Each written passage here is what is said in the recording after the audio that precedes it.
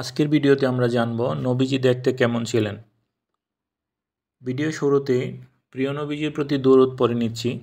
আল্লাহুম্মা সাল্লি ওয়া সাল্লিম আলা নবিনা মুহাম্মদ। আল্লাহুম্মা সাল্লি ওয়া সাল্লিম আলা নবিনা মুহাম্মদ। আল্লাহুম্মা সাল্লি ওয়া সাল্লিম আলা নবিনা মুহাম্মদ। নবীজি দেখতে কেমন ছিলেন, এই প্রশ্নটি অনেকের মনে ঘুরপাক খায়। মুসলমান মাত্রই প্রিয় নবীজি সাল্লাল্লাহু আলাইহি ওয়াসাল্লামের মহব্বতের আশেক। তাকে মহব্বত করা ইমানের দাসত্বের দাবি। তাই সকল আশেকে রাসূলের উচিত তাদের চিন্তা চেতনা, কাজকর্ম, বিচার, ফয়সালা সহ জীবনের সকল পর্যায়ে রাসূল সাল্লাল্লাহু আলাইহি ওয়াসাল্লামের আদর্শ অনুসরণ করা। সহিহ মুসলিম শরীফে বর্ণিত হয়েছে, এক ব্যক্তি সামুরা রাদিয়াল্লাহু আনহুকে জিজ্ঞেস করল, নবীজির চেহারা কি তরবারির মতো ছিল? তিনি বললেন, না, বরং চন্দ্র ও সূর্যের ন্যায় ছিল। তা গোলাকার ছিল। রাবা ইবনুল আজিব রাদিয়াল্লাহু আনহু বলেন, আমি তাকে লাল ডোরাকাটা জুরা চাদর পরা অবস্থায় দেখেছি। আমি ওনার চেয়ে অধিক সুন্দর আর কোনো কিছুই দেখিনি। এই হাদিস মতে ওনার উভয় কাঁধের মধ্যস্থল প্রশস্ত ছিল।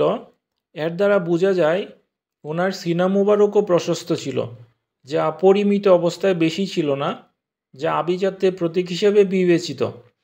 আলী ইবনে আবু তালিব রাদিয়াল্লাহু আনহু থেকে বর্ণিত, রাসূল সাল্লাল্লাহু আলাইহি ওয়াসাল্লাম অতি লম্বা ছিলেন না, আবার খাটোও ছিলেন না। হাত পায়ের তালু এবং আঙ্গুলসমূহ মাংসল ছিল। হাড়ের গ্রন্থিসমূহ মোটা ও মজবুত ছিল। ওনার বুক হতে নাভি পর্যন্ত ফুরফুরে পশমের একটি চিকন রেখা প্রলম্বিত ছিল। চলার সময় উনি সামনের দিকে একটু ঝুঁকে চলতেন, যেন তিনি ডাল বিশিষ্ট জায়গা থেকে হেঁটে নামছেন। আমি তার পূর্বে কিংবা পরে আর কাউকে ওনার মতো দেখিনি। নবীজি যখন জিহাদ বা গড়ের কোনো কাজে হাত দিতেন, নিজ হাতে করতেন, তখন ওনার হাতের তালু অমসৃণ হয়ে যেত।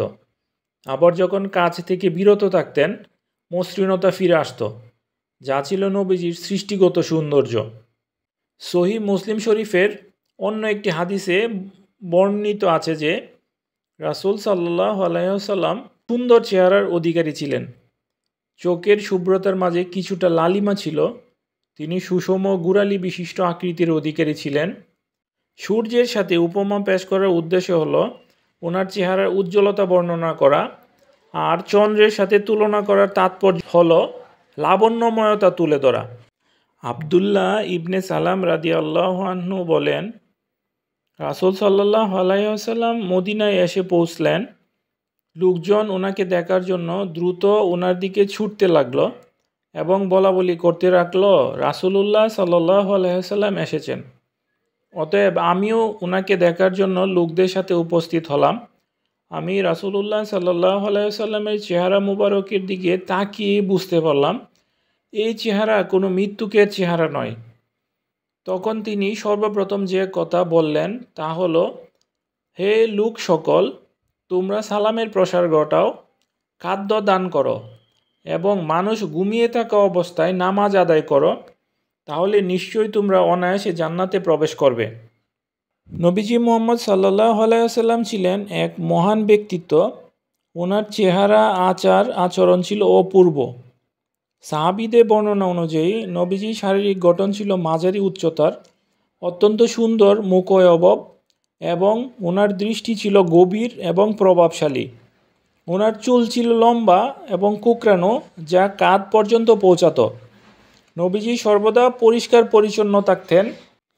ওনার পোশাক ছিল সাধারণ কিন্তু মার্জিত। তিনি সাদা পোশাক পরিধান করতে পছন্দ করতেন, যা ওনার ব্যক্তিত্বকে আরও উজ্জ্বল করে তুলত। তিনি মিষ্টি হাসি দিয়ে কথা বলতেন, যা শুনলে সবাই মুগ্ধ হতো।